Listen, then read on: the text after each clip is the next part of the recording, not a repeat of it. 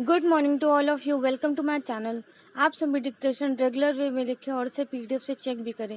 PDF के लिए आप मेरे टेलीग्राम चैनल स्टेनो विद श्रद्धा को ज्वाइन कर सकते हैं। और जो भी इस चैनल पर नए आए वो सभी इस चैनल को सब्सक्राइब करें और नोटिफिकेशन बेल को भी प्रेस करें। और अगर वीडियो अच्छी लगे तो प्लीज़ कमेंट करके ज़रूर बताएं कि डिक्टेशन आपको कैसी लग रही है और आपको डिक्टेशन लिखने में कोई प्रॉब्लम तो नहीं हो रही है। ये सारी चीज़ें आप मुझे कमेंट करके ज़रूर बताएं। और वीडियो अच्छा लगे तो एक लाइक ज़रूर करें और उसे शेयर भी करें। नाउ डिक्टेशन स्टार्ट करते हैं। डिक्टेशन स्टार्ट होगी 5 सेकंड बाद, जिसकी स्पीड रहेगी 100 वर्ड पर मिनट। स्टार्ट।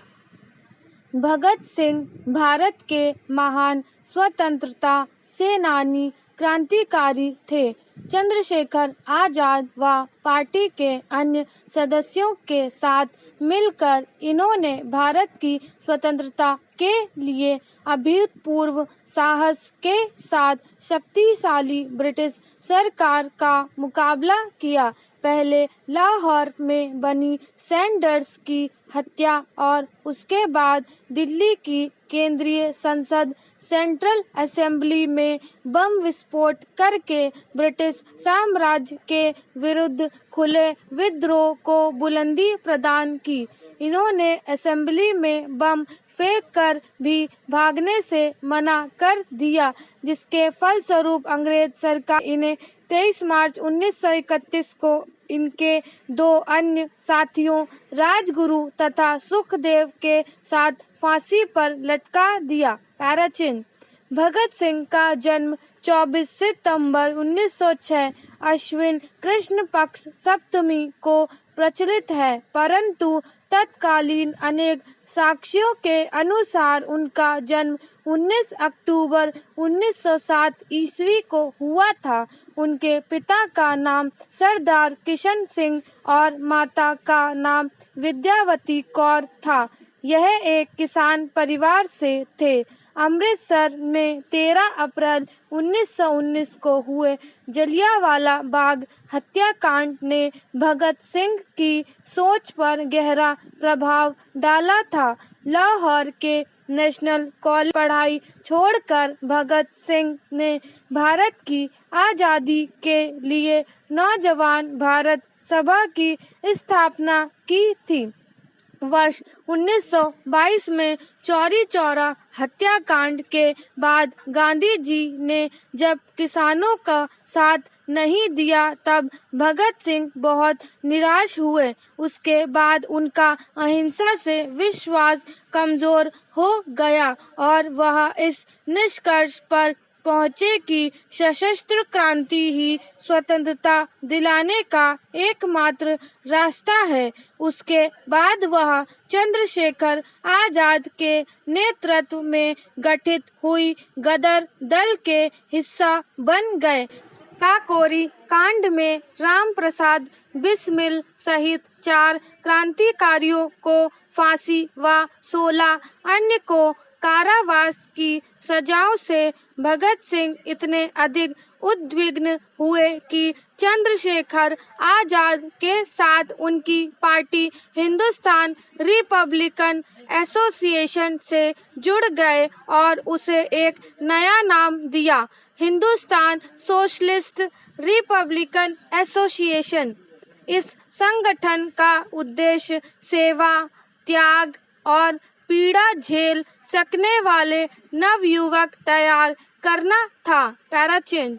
भगत सिंह ने राजगुरु के साथ मिलकर 17 दिसंबर 1928 को लाहौर में सहायक पुलिस अधीक्षक जेपी सैंडर्स को मारा था। इस कार्रवाई में क्रांतिकारी चंद्रशेखर आजाद ने उनकी पूरी सहायता की थी।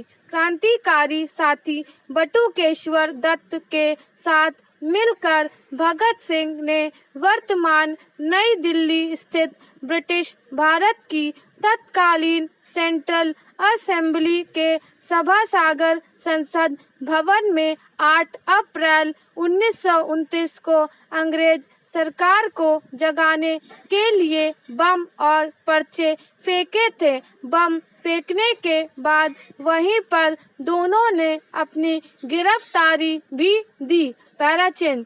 उस समय भगत सिंह करीब 12 वर्ष के थे जब जलियांवाला बाग हत्याकांड हुआ था। इसकी सूचना मिलते ही भगत सिंह अपने स्कूल से 15 मील पैदल चलकर जलियांवाला बाग पहुंच गए। इस उम्र में भगत सिंह अपने चाचाओं की क्रांतिकारी किताबें पढ़कर सोचते थे कि इनका रास्ता सही है या नहीं। गांधी जी का असहयोग आंदोलन छिड़ने के बाद वे गांधी जी के अहिंसात्मक तरीकों और क्रांतिकारियों के हिंसक आंदोलन में से अपने लिए रास्ता चुनने लगे। गांधी जी के असहयोग आंदोलन को रद्द कर देने के कारण उनमें थोड़ा रोष उत्पन्न हुआ, पर पूरे राष्ट्र की तरह वो भी महात्मा गांधी का सम्मान करते थे। पर उन्होंने गांधी जी के अहिंसात्मक आंदोलन की जगह देश की स्वतंत्रता के लिए हिंसात्मक क्रांति का मार्ग अपनाना अनुचित नहीं समझा। उन्होंने जुलूसों में भाग लेना प्रारंभ किया तथा कई क्रांतिकारी दलों के सदस्य बने। उनके दल के प्रमुख क्रांतिकारियों में चंद्रशेखर आजाद, सुखदेव, राजगुरु इत्यादि थे। काकोरी कांड में 4 क्रांतिकारियों को फांसी व 16 अन्य को कारावास की सजाओं से भगत सिंह इतने अधिक उद्विग्न हुए कि उन्होंने 1927 में अपनी पार्टी नौजवान भारत सभा का हिंदुस्तान रिपब्लिकन एसोसिएशन में विलय कर दिया और उसे नया नाम दिया हिंदुस्तान सोशलिस्ट रिपब्लिकन एसोसिएशन। पैराचेंज। 17 दिसंबर 1928 को करीब 4:15 बजे एसएसपी सॉन्डर्स के आते ही राजगुरु ने एक गोली सीधी उसके सर में मारी, जिसके तुरंत बाद वह होश खो बैठे। इसके बाद भगत सिंह ने 3-4 गोली दाग कर उसके मरने का पूरा इंतजाम कर दिया। ये दोनों जैसे ही भाग रहे थे कि एक सिपाही चरण सिंह ने इनका पीछा करना शुरू कर दिया। चंद्रशेखर आजाद ने उसे सावधान किया, आगे बढ़े तो गोली मार दूंगा। नहीं मानने पर आजाद ने उसे गोली मार दी। इस तरह इन लोगों ने लाला लाजपत राय की मौत का बदला ले लिया। भगत सिंह यद्यपि रक्तपात के पक्षधर नहीं थे, परंतु वे वामपंथी विचारधारा को मानते थे तथा कार्ल मार्क्स के सिद्धांतों से उनका ताल्लुक था और उन्हीं विचारधारा को वे आगे बढ़ा रहे थे।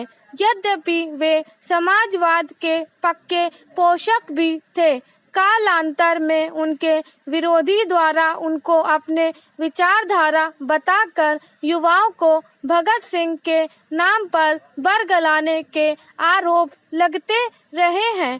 कांग्रेस के सत्ता में रहने के बावजूद भगत सिंह को कांग्रेस शहीद का दर्जा नहीं दिलवा पाए, क्योंकि वे केवल भगत सिंह के नाम का इस्तेमाल युवाओं को अपनी पार्टी से जोड़ने के लिए करते थे। उन्हें पूंजीपतियों की मजदूरों के प्रति शोषण की नीति पसंद नहीं आती थी। उस समय चूंकि अंग्रेज ही सर्वे सर्वा थे, ताकि बहुत कम भारतीय उद्योगपति उन्नति कर पाए थे, अतः अंग्रेजों के मजदूरों के प्रति अत्याचार से उनका विरोध स्वाभाविक था।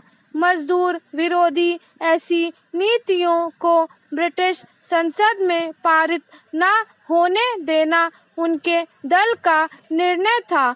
सभी चाहते थे कि अंग्रेजों को पता चलना चाहिए कि हिंदुस्तानी जाग चुके हैं और उनके हृदय में ऐसी नीतियों के प्रति आक्रोश है। ऐसा करने के लिए ही उन्होंने दिल्ली की केंद्रीय असेंबली में बम फेंकने की योजना बनाई थी। पैराचेन भगत सिंह चाहते थे कि इसमें कोई खून खराबा ना हो और अंग्रेजों तक उनकी आवाज भी पहुंचे। हालांकि प्रारंभ में उनके दल के सब लोग ऐसा नहीं सोचते थे, पर अंत में सर्वसम्मति से भगत सिंह तथा बटुकेश्वर दत्त का नाम चुना गया। निर्धारित कार्यक्रम के अनुसार 8 अप्रैल 1929 को केंद्रीय असेंबली में इन दोनों ने एक ऐसे स्थान पर बम फेंका जहां कोई मौजूद न था, अन्यथा उसे चोट लग सकती थी। पूरा हॉल धुएं से भर गया। भगत सिंह चाहते तो भाग भी सकते थे, पर उन्होंने पहले ही सोच रखा था कि उन्हें दंड स्वीकार है, चाहे वह फांसी ही क्यों ना हो। अतः उन्होंने भागने से मना कर दिया। उस समय वे दोनों खाकी कमीज पहने हुए थे। बम फटने के बाद उन्होंने इनकलाब जिंदाबाद, साम्राज्य मुर्दाबाद का नारा लगाया और अपने साथ लाए हुए पर्चे हवा में उछाल दिए। इसके कुछ ही देर बाद पुलिस आ गई और दोनों को गिरफ्तार कर लिया गया। पैराचेन जेल में भगत सिंह करीब 2 साल रहे। इस दौरान वे लिख लिख कर अपने क्रांतिकारी विचार व्यक्त करते रहते थे। जेल में रहते हुए भी उनका अध्ययन लगातार जारी रहा। उनके उस दौरान लिखे गए लेख व सगे संबंधियों को लिखे गए पत्र आज भी उनके विचारों के दर्पण हैं। अपने लेखों में उन्होंने कई तरह से पूंजीपतियों को अपना शत्रु बताया है। उन्होंने लिखा कि मजदूरों का शोषण करने वाले चाहे एक भारतीय ही क्यों ना हो, वह उनका शत्रु है। उन्होंने जेल में अंग्रेजी में एक लेख भी लिखा जिसका शीर्षक था, मैं नास्तिक क्यों हूँ। जेल में भगत सिंह व उनके साथियों ने 64 दिनों तक भूख हड़ताल की। उनके एक साथी यतीन्द्र नाथ दास ने तो भूख हड़ताल में अपने प्राण ही त्याग दिए थे। पैराचेन 20 अगस्त 1930 को अदालत ने भगत सिंह को भारतीय दंड संहिता की धारा 129, 302 तथा विस्फोटक पदार्थ अधिनियम की धारा 4 और 6F तथा आईपीसी की धारा 120 के अंतर्गत अपराधी सिद्ध किया। 7 अक्टूबर 1930 को अदालत के द्वारा 68 पृष्ठों का निर्णय दिया, जिसमें भगत सिंह, सुखदेव तथा राजगुरु को फांसी की सजा सुनाई गई। फांसी की सजा सुनाए जाने के साथ ही लाहौर में धारा 144 लगा दी गई। इसके बाद भगत सिंह की फांसी की माफी के लिए भी परिषद में अपील दायर की गई, परंतु यह अपील 10 जनवरी 1931 को रद्द कर दी गई। इसके बाद तत्कालीन कांग्रेस अध्यक्ष पंडित मदन मोहन मालवीय ने वायसराय के सामने सजा माफी के लिए 14 फरवरी 1931 को अपील दायर की कि वह अपने विशेषाधिकार का प्रयोग करते हुए मानवता के आधार पर फांसी की सजा माफ कर दे। भगत सिंह की फांसी की सजा माफ करवाने हेतु महात्मा गांधी ने 17 फरवरी 1931 को वायसराय से बात की। फिर 18 फरवरी 1931 को आम जनता की ओर से भी वायसराय के सामने विभिन्न तर्कों के साथ सजा माफी के लिए अपील दायर की। यह सब कुछ भगत सिंह की इच्छा के खिलाफ हो रहा था, क्योंकि भगत सिंह नहीं चाहते थे कि उनकी सजा माफ की जाए। Para change. 23 मार्च 1931 को शाम में करीब 7:33 पर भगत सिंह तथा इनके 2 साथियों सुखदेव व राजगुरु को फांसी दे दी गई। फांसी पर जाने से पहले वे लेनिन की जीवनी पढ़ रहे थे और जब उनसे उनकी आखिरी इच्छा पूछी गई तो उन्होंने कहा कि वह लेनिन की जीवनी पढ़ रहे थे और उन्हें वह पूरी करने का समय दिया जाए। कहा जाता है कि जेल के अधिकारियों ने जब उन्हें यह सूचना दी कि उनके फांसी का वक्त आ गया है तो उन्होंने कहा था, ठहरिए, पहले एक क्रांतिकारी दूसरे से मिल तो ले। फिर 1 मिनट बाद किताब छत की ओर उछालकर बोले, ठीक है अब चलो। स्टॉप।